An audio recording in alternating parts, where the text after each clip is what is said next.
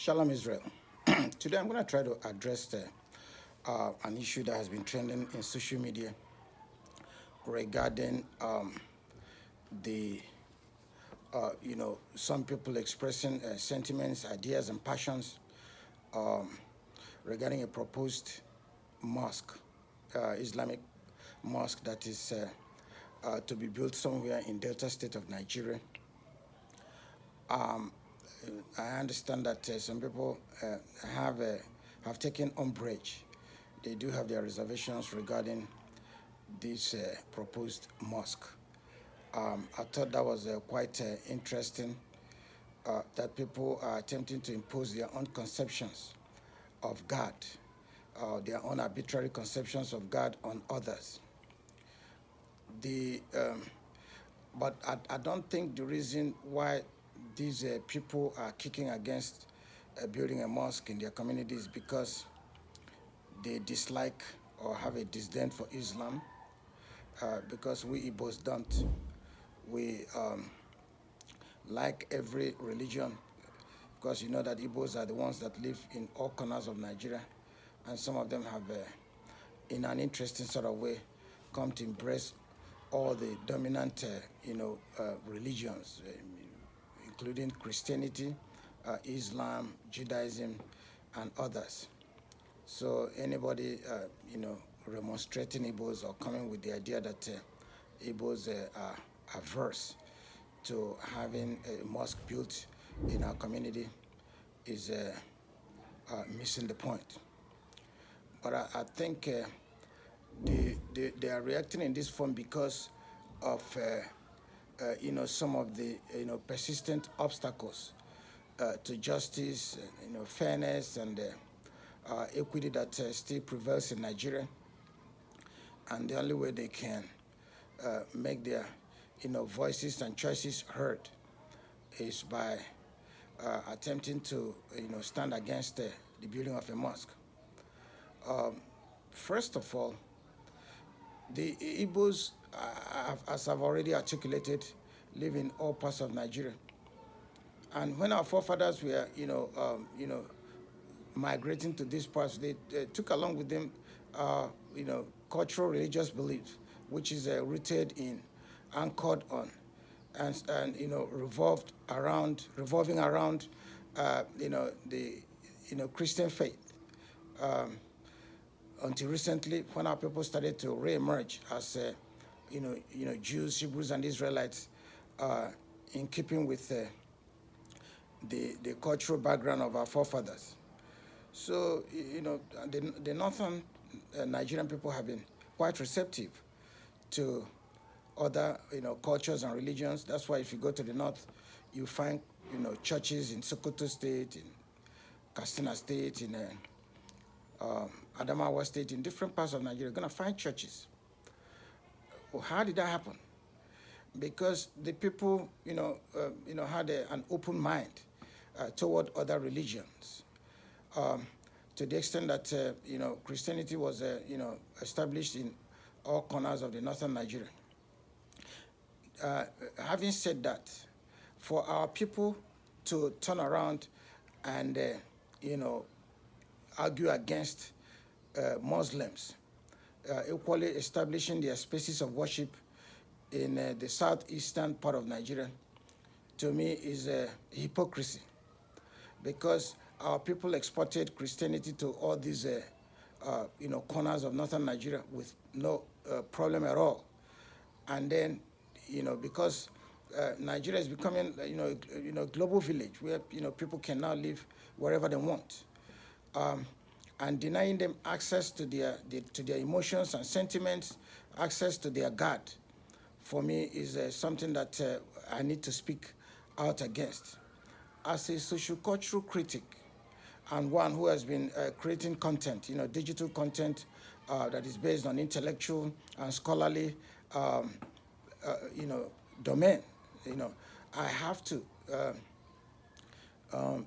have a balanced opinion about what is going on. And I'm Jewish. I'm a Hebrew. I'm an Israelite. That doesn't mean that I have to impose my own arbitrary conception of who God is on everyone else. Every religion matters. Every culture matters. There's something called cultural relativism. That means it is, not permissible. It is atrocious for you to use some of the values, virtues, visions of your own religion to judge and measure other people's, religions and cultures. So I don't think it's in order for people of Igbo extraction to begin to wage this war of calumny against people of other faiths from establishing their religion. To give a concrete example, in Abuja alone, there are so many synagogues, Jewish synagogues, established by Igbos. Nobody denied them, permit to establish their synagogues. Similarly, there is a big church in Abuja there that's like an ecumenical center that caters to the interests, spiritual and otherwise, of Christians. And that church has been standing. It was built during the era of General Babangida and Sani Abacha, and resources were made available to the Christian faith to establish this church. And I can go on and on and on. And Muslims, from the north and the south have been living in our midst for a very long time, and we have not had any clashes, even though a few uneducated, uninformed individuals tend to stoke the embers of hatred and animus, but they just constitute a very insignificant minority. Remember that there are approximately 1.5 billion Muslims around the world.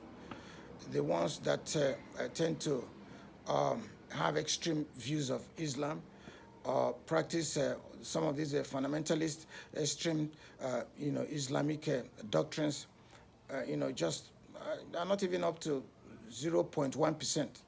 They're probably 10,000 or 20,000, individuals, and these are, outliers or exceptions to the rule.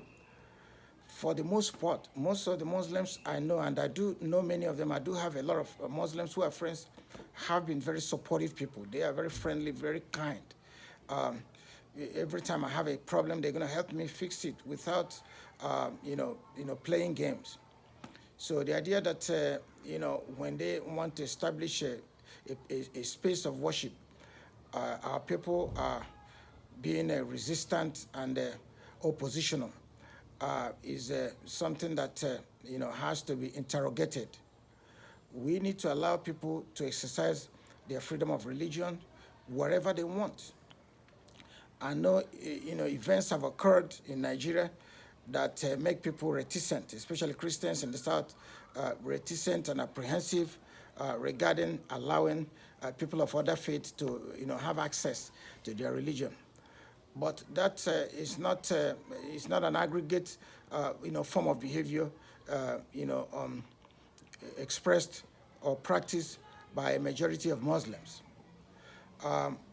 As Jewish individual, as Hebrew and Israelite, I have no problem at all in giving a space for people of other faiths, particularly in this case, Muslims, to build their space of worship, long as the local, state, and federal authorities grant them permit to do so, and they practice their religion and doctrines and dogmas within acceptable limits, within the ambits of the law, and I've been heard over and over again that Islam itself is a religion of peace, and I do agree with that, because if it's not a religion of peace, then all Muslims that I know would have been acting in out of order, like these few outliers that I kind of outlined. Most of the people that are friends with me, are very respectful. They treat people with dignity, fairness, and justice. That does not mean that there is no work, that we are out of the wood. We're not out of the wood yet. There is still a lot of work to be done in terms of building bridges across different religious faiths. So it's important for us to allow our brothers in the Islamic faith to access their spaces of worship wherever they reside. A lot of Muslims from the north, live in the southeast. They bring us a lot of nutrition, with their cattle and the milk and the cheese. I mean, if we have to import all of this from Burkina Faso, from Ghana, from different places, we'll be expending a lot of our foreign exchange just buying something that is right under our nose. So, and it is not true that the northern Muslims have nothing to contribute to the Nigerian economy. That's a fallacy. It's just that people tend to over emphasize or allow the oil and gas to over determine what to the degree that we as a nation have to rely on that source of resource to constitute the large aggregate of our both our domestic and external foreign income. So, but we do have the northerners bringing this nutritional content by bringing their cows, their cattle, cheese, milk, to supplement our dietary needs. So to that extent, they are contributing in more ways than one to our GDP, gross domestic product, and by extension, our gross national product. And to be clear, gross domestic product is the totality of the goods and services that are produced within a country, whereas the gross national product is all the goods and services that are that we export to other countries, and in doing so, we earn foreign exchange for those exports.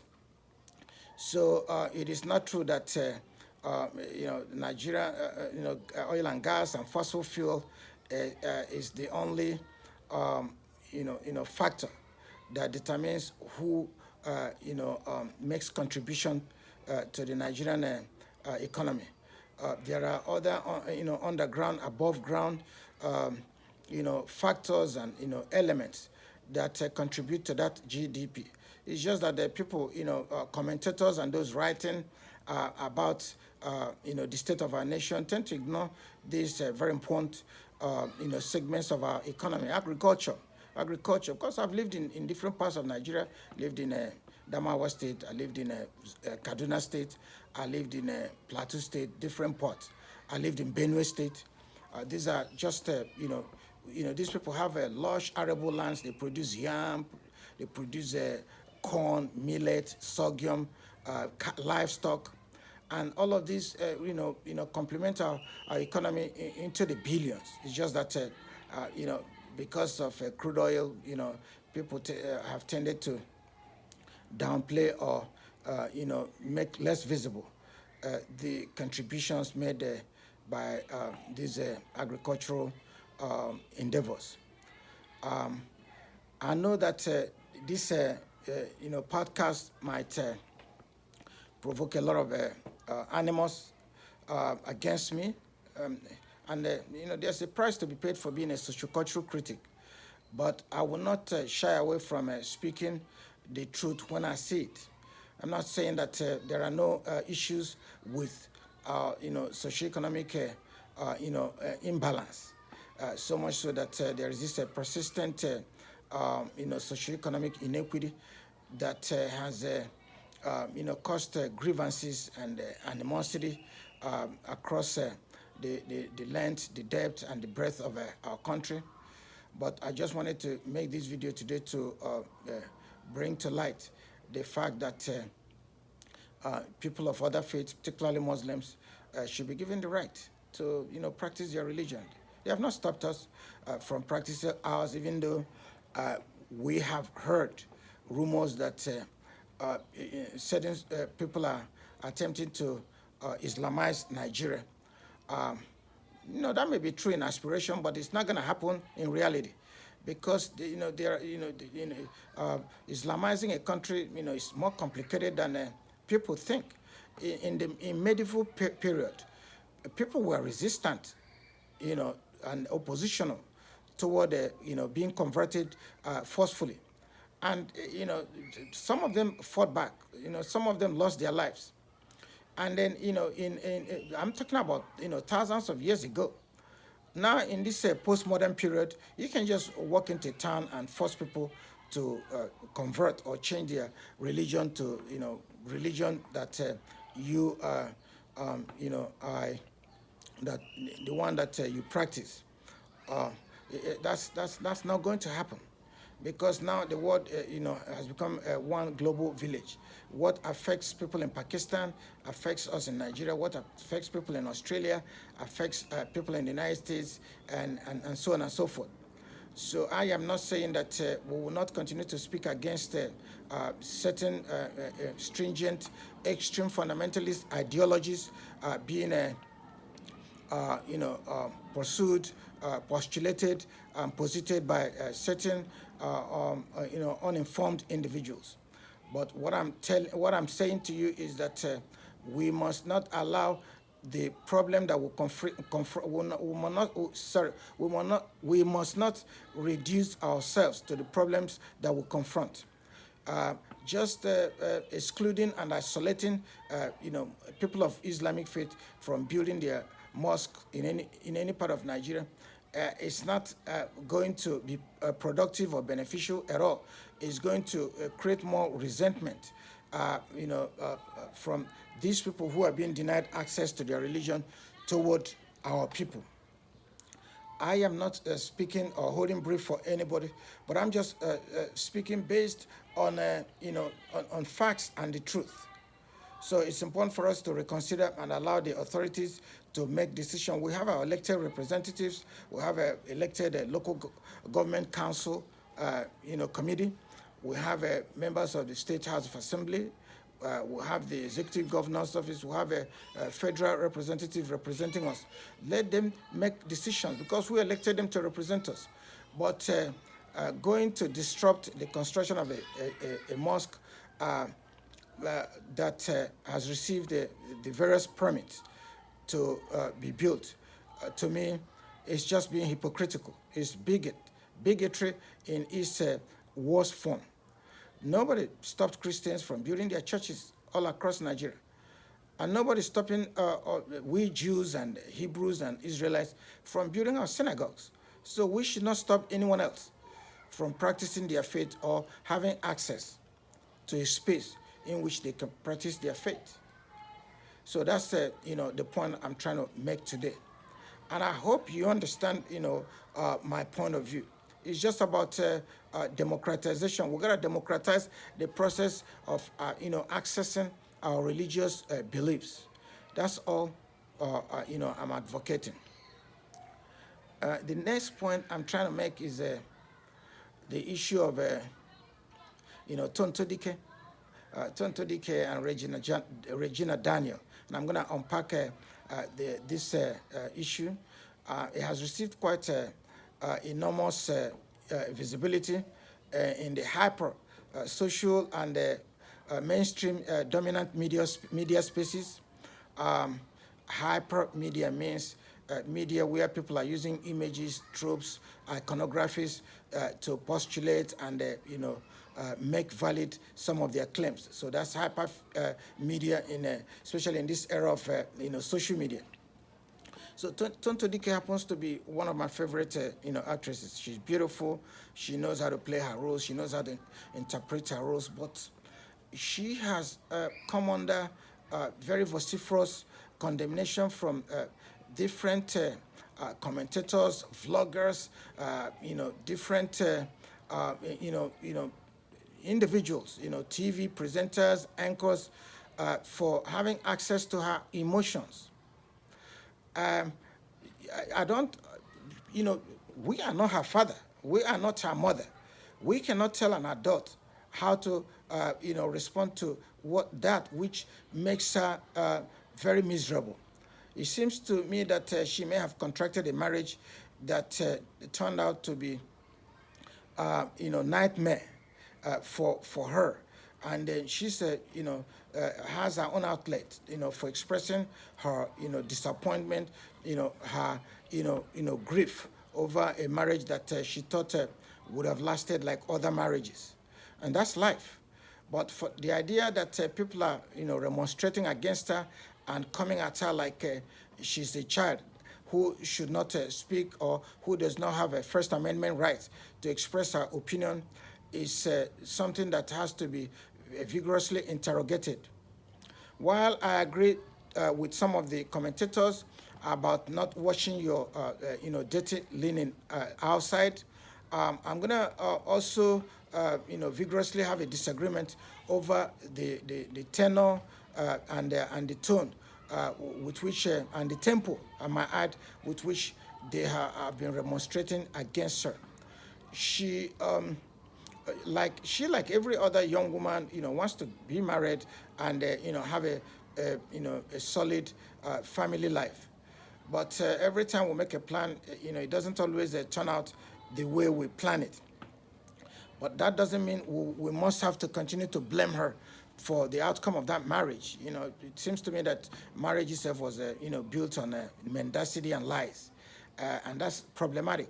If you're not going to build your marriage based on, truthfulness, honesty, and sincerity, the lies will just sooner than later unravel, and then, the marriage will become problematic.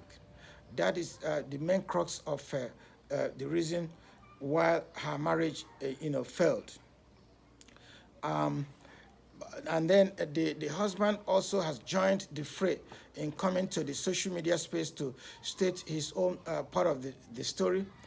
Didn't provide much of a documentation like Tonto Dike did. I mean, some of her points of view are believable. I'm not saying the totality of all the claims she made, should be taken from their face value. Some of them still need to be validated. But she was presenting a lot of, document, a lot of,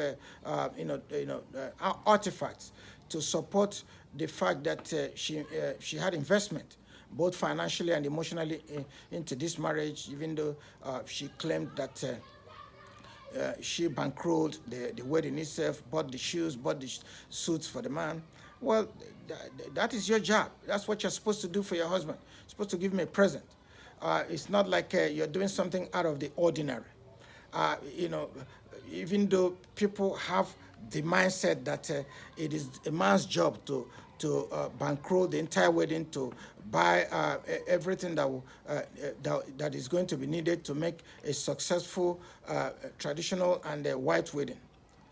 At what point can we imagine if a vision of a future, a vision of a grandeur, greater future than the one placed before us? At what point can we imagine a vision of a grandeur and greater vision, greater future than the one placed before us?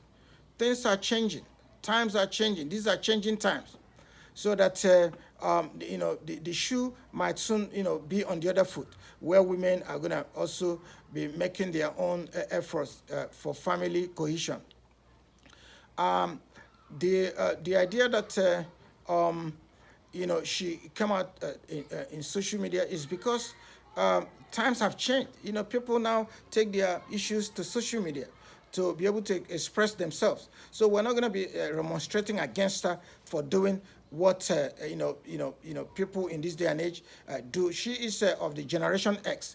She is a millennial, and to deny her access to her own emotion by shutting her down in social media, because people have threatened to shut her down in social media. I think it's a bridge too far. We should not interfere with the way she expresses herself. It's up to her husband or ex-husband to be able to rebut or make a rebuttal of some of the allegations she has made. It's not a big deal that her husband may not last as much as more than 40 seconds or 1 minute. What do you want to do that for? Once you nut, you don't need to stress yourself out. And women need to, order their expectations of men, just because sexual intercourse periods are different. Sometimes a man might go as much as 5, 10, 15, 20 minutes. You're not trying to prove anything. It's not a popularity contest. And at another time, he might just get it over with in a minute, because and there are so many ways to test this. First, or A, or specimen A, the man may not be in the mood that day. Specimen B, um, he may have some internal, problems, internal problems that um, you know, can make him get over with sex, as soon as he started. And secondly, if a woman is not, participating in that tango, the woman has a role to play to make sex come alive. If you're not doing that and just sitting there and lying down there expecting the man to do all the jobs, he may disappoint you. So it takes two to tango. Everybody has to bring their competencies, and cognitions into that encounter. It does, Mr. Churchill. I don't even want you to feel, any kind of way. I don't want you to feel bad that she try to make this kind of derogatory remark about your sexual prowess. If you ask someone else who Mr. Churchill may have had encounter with, they probably beg to disagree. It seems to me that Tonto Dike just picked one, point of weakness, in one of those days, and decided to, highlight, elucidate, underline it as what, as the moment that defines the totality or entire being of Mr. Churchill's, sexual, stamina or endeavor. I'm going to come back to that again if time permits. The next thing I want to, the next issue I want to discuss is the issue of Regina Daniel, beautiful girl, young as can be, and talented. People are, kind of, denigrating her and waging this war of calumny against her for marrying, according to them, a man who is old enough to be her grandfather. Well, when has the law of the land or the edicts and ethos of our community dictated the age gap that should exist between couples? Marriage is dependent on love in some areas. In other places, is arranged. But in the southeast of Nigeria or within the Igbo nation, most marriages are not arranged. They are based on a mutual respect and trust between the woman and the man. And first of all, Regina Daniel is not a child. She's an adult. Just because the man in question is 59 years, I'm 58, so we're almost within the same approximate age bracket. Even though he's an octogenarian. Octogenarian means somebody in his 80s. It does not mean anything long as there's love. And people coming to remonstrate against her for following her heart, to me is, just being mean and, being mean and, not minding their business or poking their noses where they have no business. She has contracted a marriage to which she believes is going to fulfill her emotional and financial needs. And I don't think she's poor. She's a very hardworking girl. It's just that, somebody, caught her fancy. A man who, loved her fancy, loved her acting career, loved her, hustling endeavors, decided to marry her. It seems to me that people are kind of jealous that she has been able to catch a big fish. Amongst all the fish in the water. So, you need to be happy for her. You need to congratulate her rather than, remonstrating against her. And, it's so funny that, these events kind of mimic the various roles they played in the movies. Because I know Tonto Dike, one of the movies I watched was, she got married to a man and had to seek a divorce and had to break loose from the marriage because of domestic violence, because of maltreatment, and then when she married in the real world, it's like the circle or the cycle. Life came full cycle. Life came full circle for her. Similarly, I have seen Regina Daniel also play a role in which her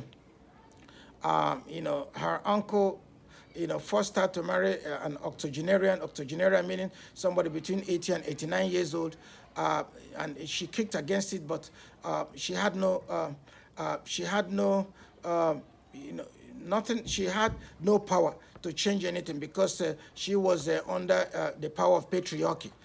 Because once a patriarchal figure makes a decision, you cannot reverse it as a woman, and that's something that we need to change in our society. Can you now see how art influences the life that it imitates? That these individuals are well-known, actresses and actors in the Nollywood and the silver screen. They have acted different roles in which there is an encounter. One, contracted a marriage, in the movie, and didn't like the marriage, and they got a divorce. It was a messy, bitter divorce.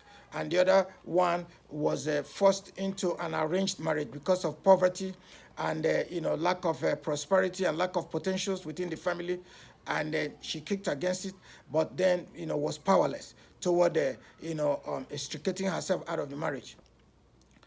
And then in real life, they faced the same situation. They faced the same scenario. Marrying,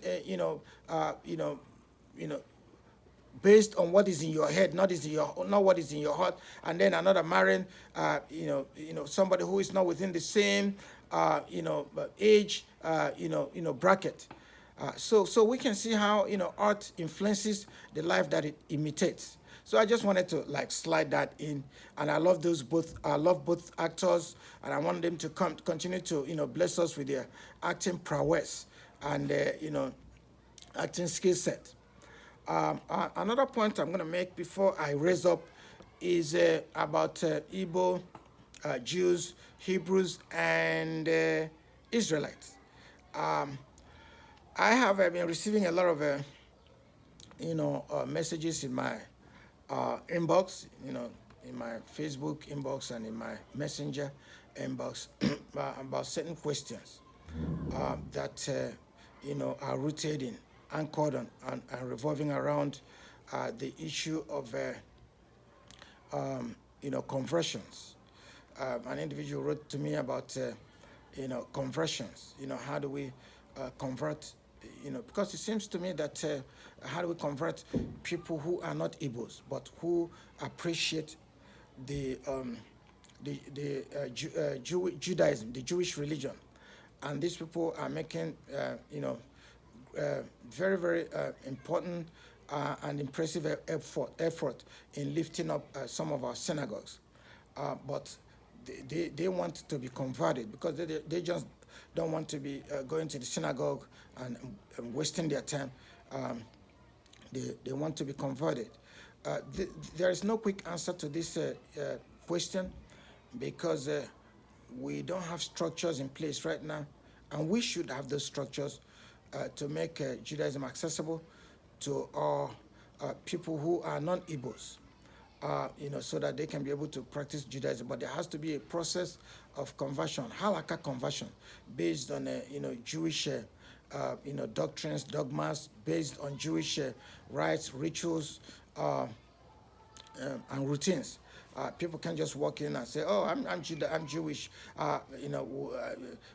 then that's it. No, if you're not able, you have to be converted.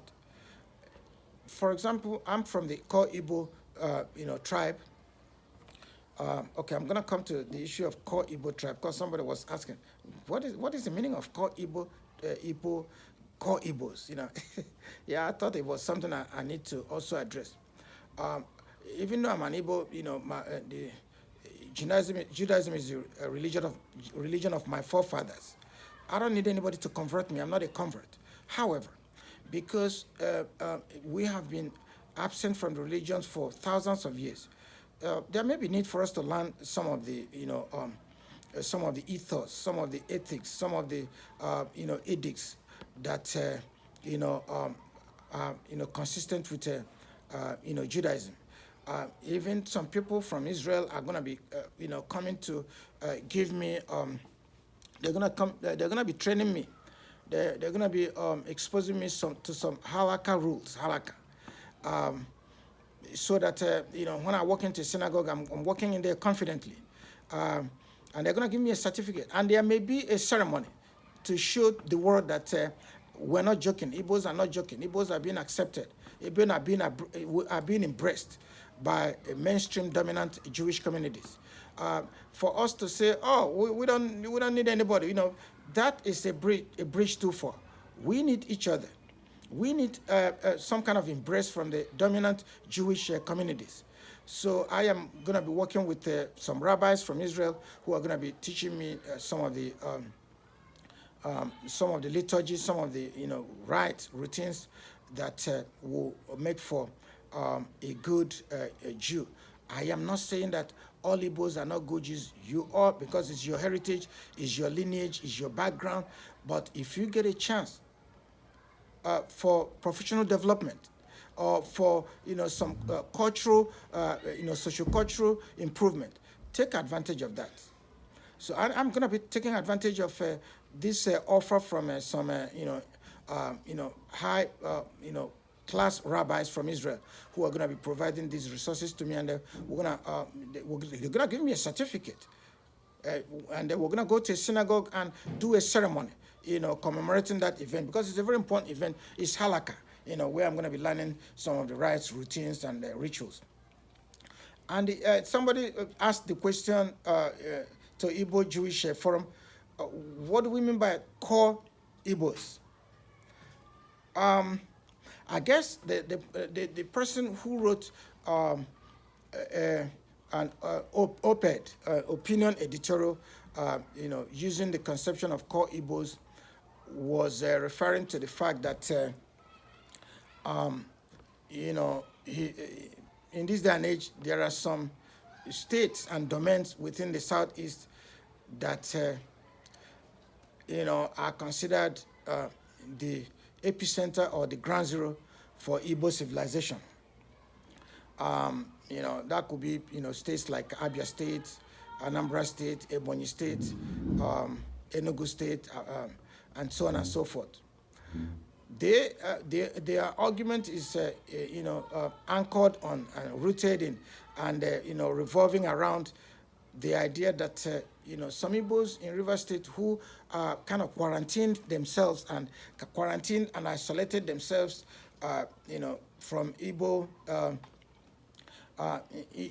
the Igbo agitation or Igbo endeavor to have equity within the larger panoply of the Nigerian state.